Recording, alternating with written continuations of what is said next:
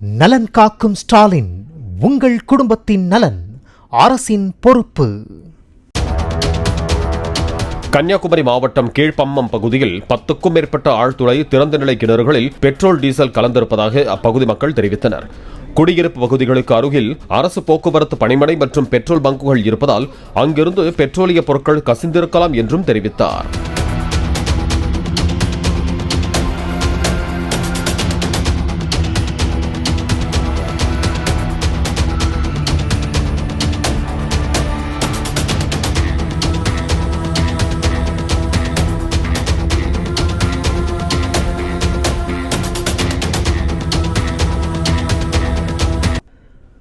நலன் காக்கும் ஸ்டாலின், உங்கள் குடும்பத்தின் நலன் அரசின் பொறுப்பு.